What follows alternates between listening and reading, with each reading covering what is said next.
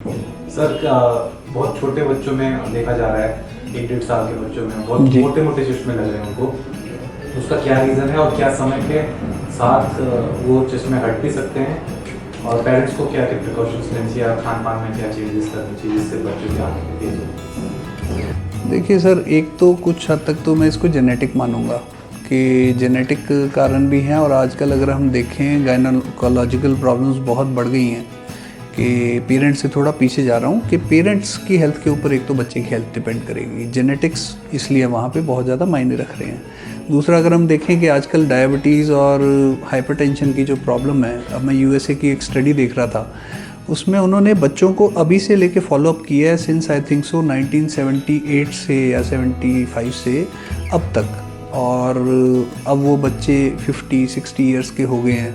तो अब उनमें कॉम्प्लिकेशंस देख रहे हैं कि जो बच्चे उस टाइम मोटे थे, ओवरवेट थे, अब उनका कैसा उनका अपना पैरामीटर्स कैसे हैं, लैब पैरामीटर्स कैसे हैं, उससे वो देख रहे हैं कि उनकी हेल्थ में क्या फ़र्क पड़ रहा है अगर वो मोटे उस टाइम थे। तो मतलब ओवरवेट के इफ़ेक्ट्स हमें बुढ़ापे में कैसे तंग करते हैं, ये सबसे लंबी स्टडी है and it is still going on.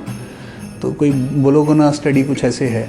तो मतलब यूएसए वाले तो अब बहुत सतर्क हो गए इस चीज़ को लेके कि जेनेटिक्स और उसमें जो है कोरिलेशन फाइंड आउट कर रहे हैं। और फिर उसके बाद अब बच्चे की केस में बात करें तो एक तो कुछ टेक्नोलॉजी बढ़ गई है, बच्चों में प्री मैच्योरिटी भी थोड़ी बढ़ रही है। मदर्स जो हैं वो 9th मंथ तक कैरी नहीं कर पा रही, हार्मोन्स कुछ हमारे ऐसे हैं, फैट हैं हमारे में ज़्यादा, हार्मोनल इम्बैलेंस रहता है, उसके कारण स्ट्रेस है लाइफ में, सारे वर्किंग है, शहरों में जाएं तो हस्बैंड वाइफ दोनों वर्किंग है, प्रेगनेंसी कहीं ना कहीं अगर जल्दी हो जाती है, प्री मेच्योर प्रेगनेंसी में बच्चा पैदा हो रहा है, उसमें हाई नंबर के चांसेस बहुत ज़्यादा होते हैं। उसमें रेटिनोपैथी ऑफ प्री मेच्योरिटी की एक प्रॉब्लम होती है, वो भी हमारे को स्क्रीन आउट करनी पड़ती है। तो ये कुछ कारण है जिसके कारण से मोटे चश्मे, खासकर जैसे हाई मायोपिया वाली स्पेक्ट्रम वाली साइड बच्चे बढ़ रहे हैं।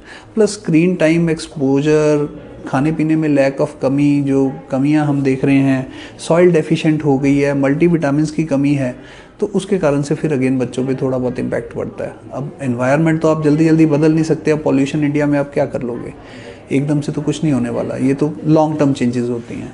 बट कुछ एनवायरमेंटल फैक्टर्स होते हैं और कुछ जेनेटिक्स होते हैं जो मिलजुल के फिर बच्चों में बहुत हाई नंबर पैदा करते हैं।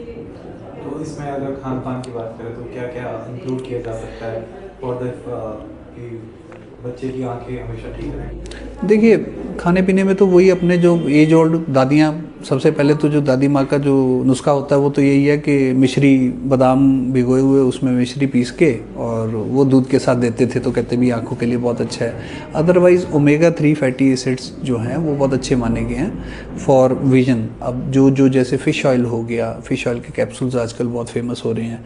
बट फिर सब्जियों में बात करें, जो वेजिटेरियन है तो कैरेट हो गया, गाजर होगी, स्वीट पोटैटो, चुकंदर, जो अपना वो क्या चुकंदर हो गया, चुकंदर बहुत अच्छा है, पिगमेंट्स होते हैं उसमें, ल्यूटीन, जियाजेंथिन और नाइट्रोजन का बहुत अच्छा सोर्स है जो चुकंदर है।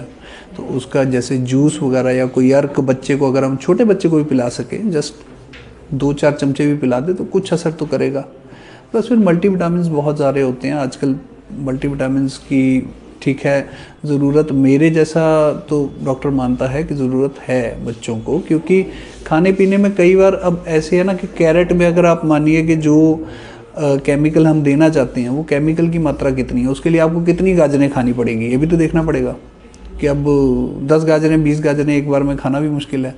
तो उस केस में फिर ये है कि कैरेट का जूस आपने पिला दिया या फिर मल्टीविटामिन्स वाली ऑप्शन है, दोनों चीज़ें। तो एक और ओवरऑल वही है, बच्चों के रूम में खासकर टीवी हम ना लगाएं, एक ये बहुत बड़ी प्रॉब्लम है। ओबेसिटी इसके साथ जुड़ी है कि बच्चे ओवरवेट हो रहे हैं, तो टीवी जो है वो बच्चों के रूम में नहीं होना चाहिए आमतौर पे, क्योंकि उससे देखा गया कि मोटापा भी ज़्यादा है, प्लस फिर उनके विजन प्रॉब्लम्स भी ज़्यादा जुड़े हैं। फिर हरी सब्जियाँ होगी या फलदार सब्जियाँ होगी या स्पिनच होगी और अपना टमाटर हो गए, जो टमाटोज़ हो गए, ये सब बहुत अच्छी मानी गई हैं। अब तो खासकर सर्दियों का सीज़न है, तो पालक और साग तो भर भर के खिलाना चाहिए, लेकिन बच्चे खाते नहीं हैं, वो सबसे बड़ी प्रॉब्लम एक है। तो और फिर सिट्रस फ्रूट्स हो गए, ऑरेंजेस हो गए, इन सब से थोड़ा विजन का अच्छा इम्प्रूवमेंट माना गया। फेसबुक पर पोल स्टार हिमाचल का पेज लाइक करें और यूट्यूब पर हमारा चैनल सब्सक्राइब करना ना भूलें।